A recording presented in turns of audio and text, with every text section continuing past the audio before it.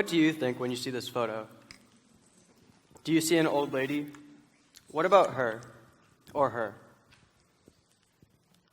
Jane Fonda is an 82-year-old environmental activist, fitness influencer, and climate activist who is still politically active. Do you think she's peaked? No. She's growing every day. She did not restrict herself by thinking that she's peaked. People always talk about when they peak, but what really defines your peak in life? Peaking means you're finished progressing. It means you'll only go down from there. Carolyn Dweck, a Stanford psychologist, suggests that our conscious and unconscious beliefs are powerful and changing. Even the simplest of them has a big impact on almost all aspects of our life. She speaks about a growth mindset and how it thrives on challenges and sees failure as a springboard for success. If you think you've peaked, how can you grow? We understand that our identities are complex.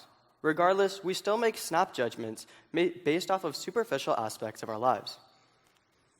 So does judging make us bad people? We make negative judgments often without even knowing we're making them. As humans, we're constantly judging other people. You've heard the expression, first impressions are important, and to an extent this is true. Our first impressions are lasting and stick in our brain. We create impressions of a person without fully understanding their identities and beliefs. We usually base this off of one item or action, such as a harsh word or clothing item. So why do we judge? You're not a bad person for judging others. We are hardwired to judge through chemical reactions in our brain. Negative interactions have a longer lasting effect compared to positive. For example, you'll only talk about how bad it was when you lost your laptop. You'll never remember how great it was when you found it. We are hardwired to hang on to negatives. Historically, this would help humans survive. While in the olden times, while searching for food, you would want to remember where poison berries are, so you don't recreate the same mistake. But is this helpful now? If we look at history, it's full of snap judgments that lead to misperceptions. We're attracted to stories that shock rather than tell reality.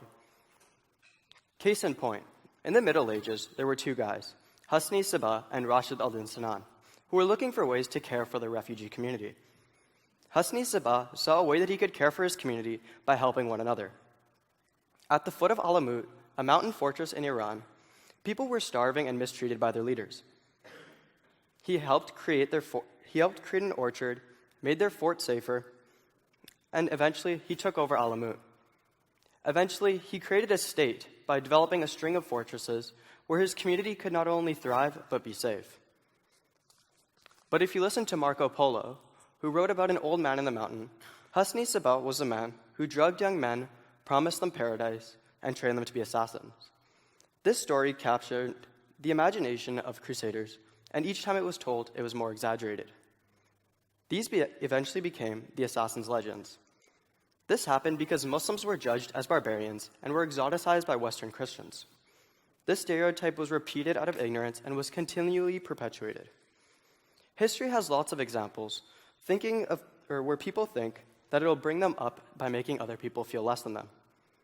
For example, the Indians were oppressed by the British, so they moved to East Africa.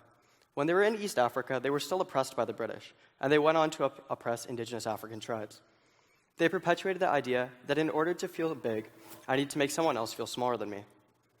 These judgments can create a divide in society that promotes inequality, war, doesn't allow people to grow, and society to develop.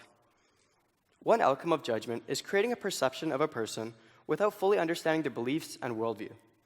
This is a shallow representation of who a person really is. If we dug deeper, we would understand that their identities are complex.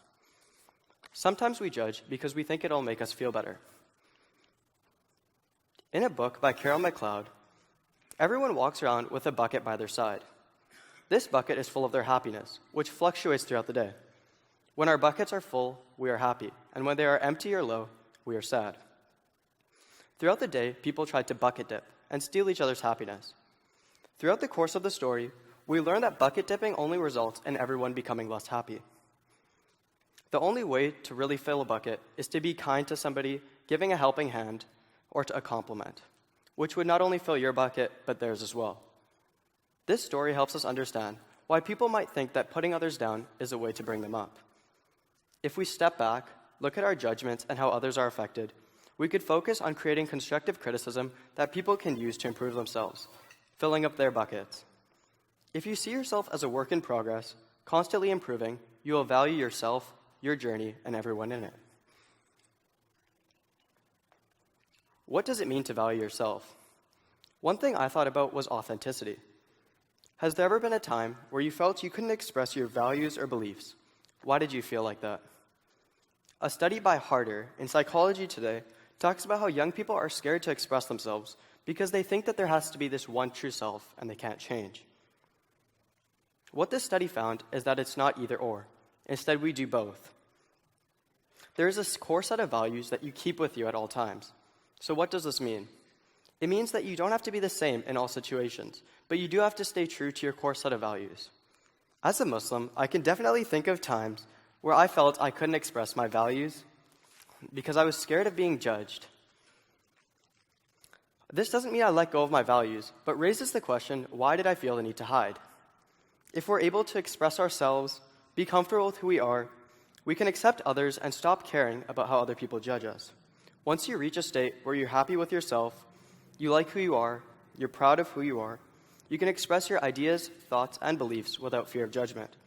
This is what I would call being your best selves. Sometimes we think that we need to hide in order to survive. But if you stay true to yourself, have a supportive community, and feel safe, you can be who you are regardless of what's going on around you. Community plays a big role in either building you up or tearing you down. Wouldn't it be amazing if your community helped build you up? History has loads of examples of where people are supported by their community to be their best selves. Let me introduce you to Mansa Musa, an African ruler in the 14th century. He was, and still is, the richest man to have ever walked this earth. He could have greedily hung on to his money, but instead, he chose to share his wealth so his empire could flourish. He had a bigger vision where his empire would grow and contribute to the world. While on pilgrimage to Mecca, he shared his wealth so much to the point where it caused inflation. He was committed to attracting the best scholars, artisans, architects, and scientists. He built one of the most amazing and inclusive societies in history. If our community continues to care for us instead of judge us, we are connected and motivated to care for our world. We would go through our days creative and solution-oriented. We would be able to respond to things like the fires in Australia and the refugee crisis. By valuing and respecting others, ourselves, and our world, we can work to better our environment. But how do we do this? If we are hardwired to judge, how do we suspend judgment for long enough to make the choice to build someone up instead of tear them down? As individuals, try to suspend judgment that isn't helpful. Remember that we're hardwired to judge, so catch yourself and choose to do something different. As groups, remember that we can try and set up systems like Mansa Musa did that would allow other people to grow and build themselves up. We can encourage people, make them feel loved and accepted. When a person feels like they're doing well, they'll be motivated to grow and develop their own abilities. They would contribute to the well-being of others. If we all unite and commit as individuals and as a global community, we could work toward the goal to bring everybody to their best selves. We'll be able to combat some of the world's most pressing issues, such as poverty, hunger, climate change, and more. So what's holding us back? Remember Jane Fonda, the 82-year-old environmental activist? Or Hosni Sabah, the man who saved his community in the middle of a hostile environment? Or Mansa Musa, the African leader who cared for his community in a hostile situation? If they were able to be their best selves, despite the stereotypes and circumstances, so can we. It may seem like a lofty goal, but it's as easy as suspending judgment about one person. Like any muscle or skill, you can train yourself to change the way you perceive people.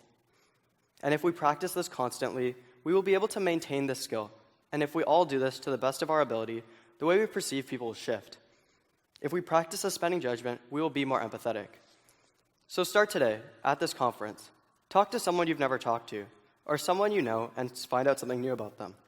We can create an environment where we suspend judgment, support each other to be our best selves, and if we falter, try again. If we do this, we'll create a world where we want to live in. Thank you.